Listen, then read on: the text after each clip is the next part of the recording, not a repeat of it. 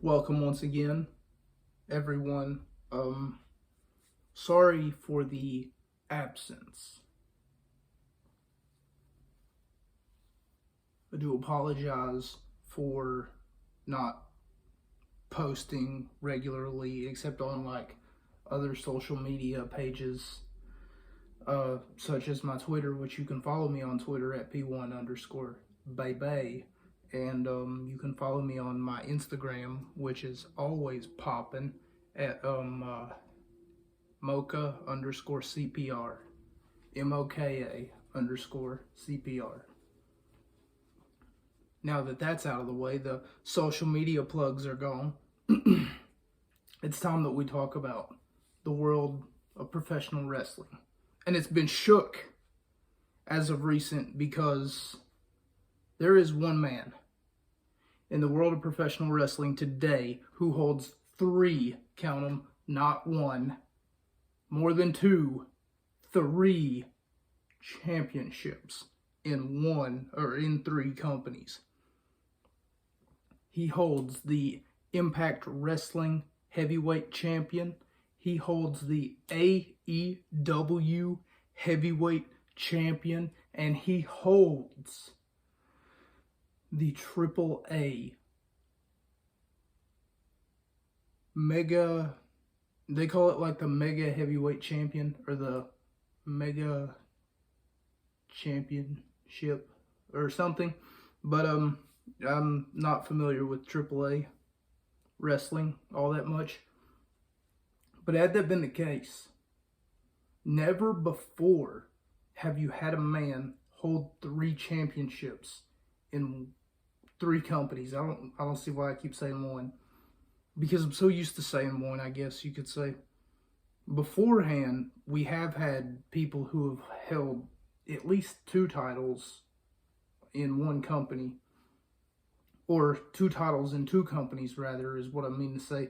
But we have had, on occasion, someone who's had two titles in one company. And the last time I seen an undisputed champion was Chris Jericho, the night that he beat The Rock and Steve Austin in the same night in order to take both of their respective championships. The Rock at the time, who was the World Heavyweight Champion, Steve Austin, who was the World Heavyweight, or the WWF World Champion.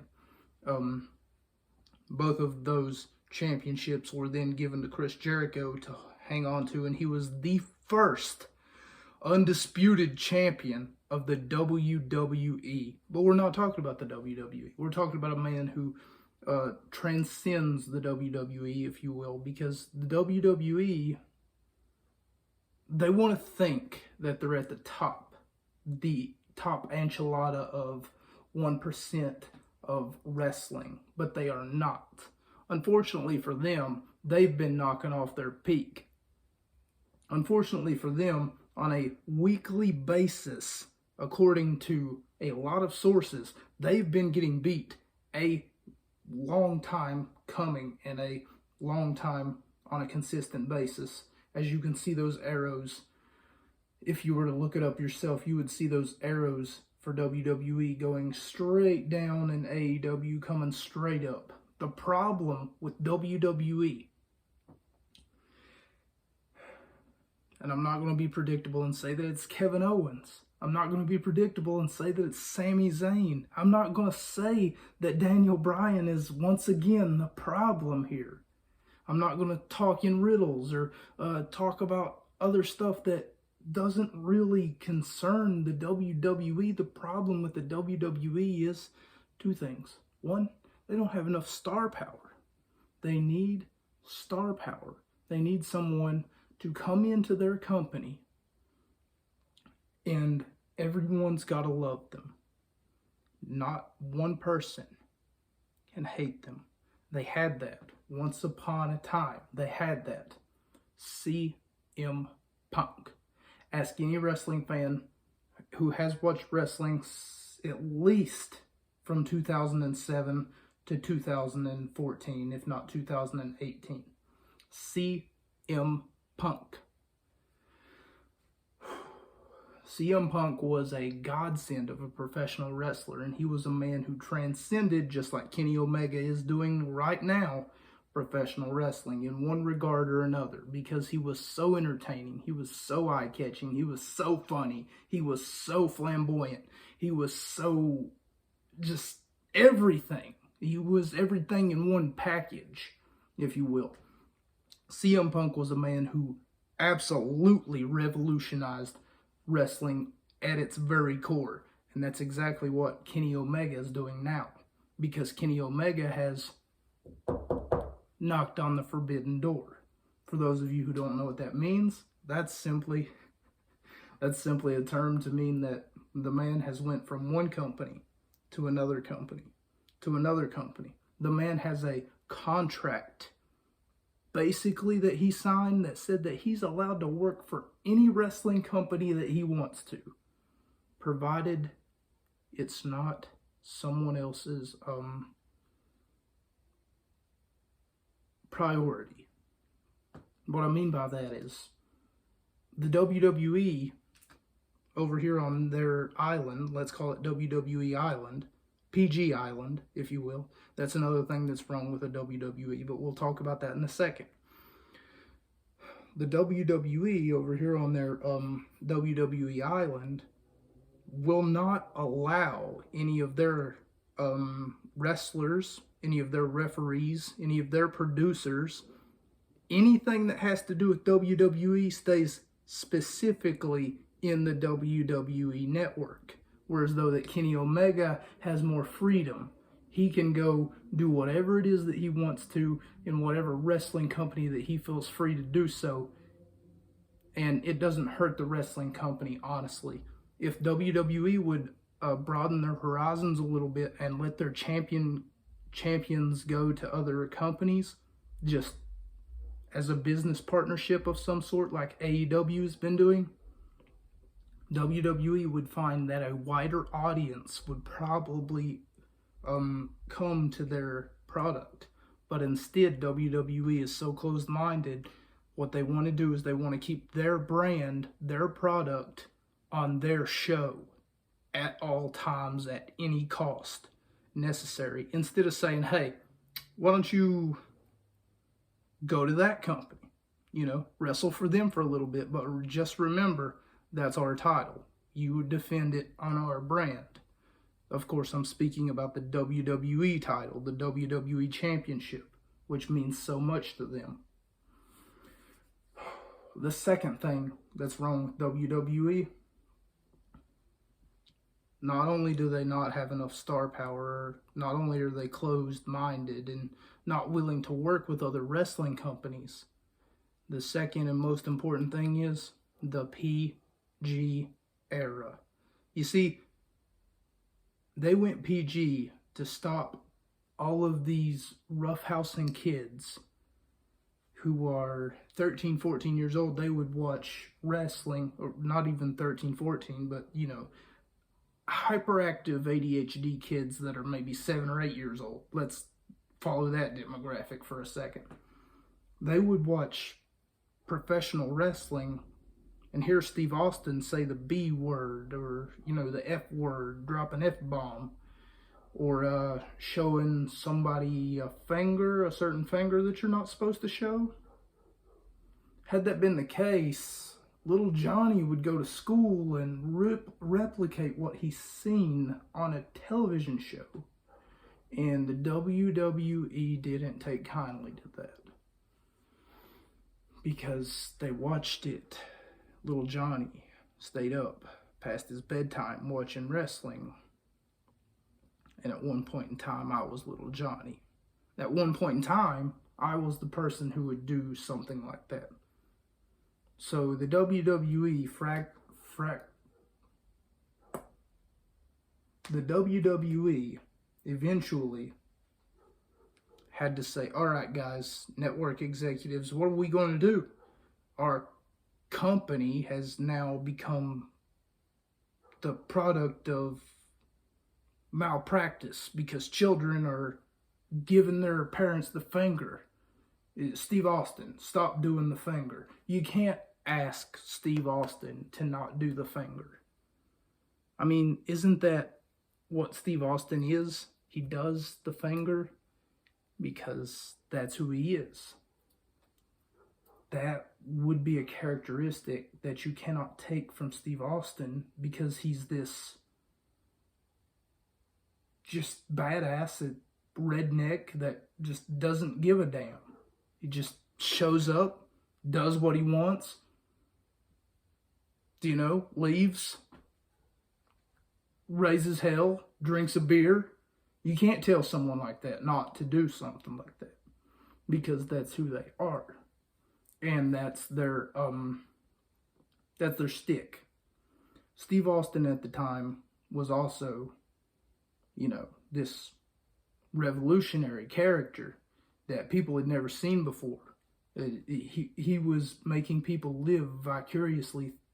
He was living vicariously through everyone, and everyone was living vicariously through him because everyone would want to go to their job and then give their boss the finger and tell him to shut up and that there's nothing he can do about it, and just give him a little bit of hell, put him in a headlock, and maybe give him a noogie and a wedgie and a swirly and anything else for that matter. That's what people wanted. They wanted an escape. And through the PG era, they're not able to get that. But through AEW, however, they've got a fresh, new product. They've got talent, and they definitely know how to use it. Because you see Kenny Omega last week on Dynamite, well, it probably wasn't last week now, it was probably 2 weeks ago. He thought it'd be a great idea to interrupt a match that had certain proportions. You see, whoever won the match was supposed to face Kenny Boy in a one-on-one match. Try to follow me here if you're not a wrestling fan, but you tune in to my content. Thank you very much. Was trying to sabotage that match was Kenny because he knew that if either one of those guys won, if either one of them picked up a victory, that it would spell trouble for Kenny Boy. But he also thought, wait a minute, isn't there a way that I could make this go in my favor?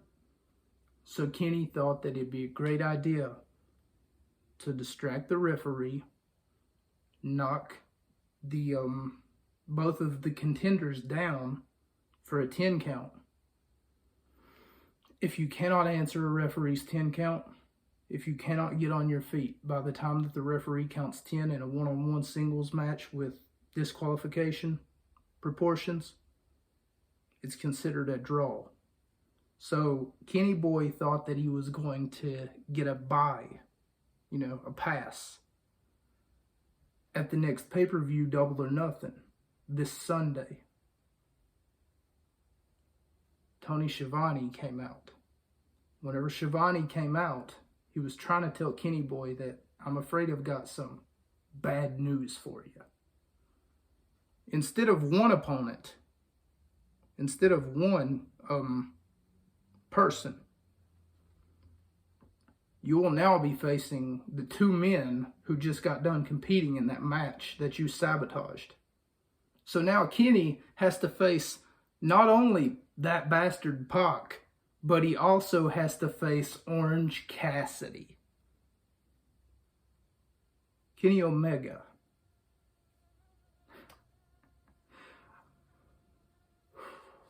You've got your work cut out for you.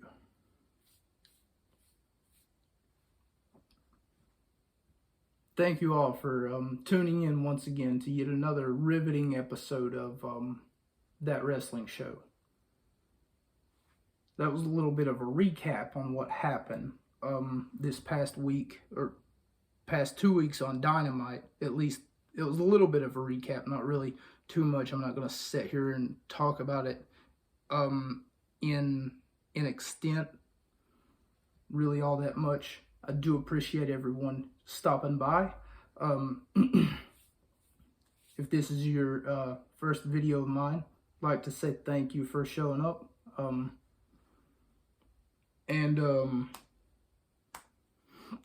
I'm sorry for being gone for so long. Really, I am. But you see, this house that I'm in happens to be the house that I started recording in, if you look, about 2 years ago.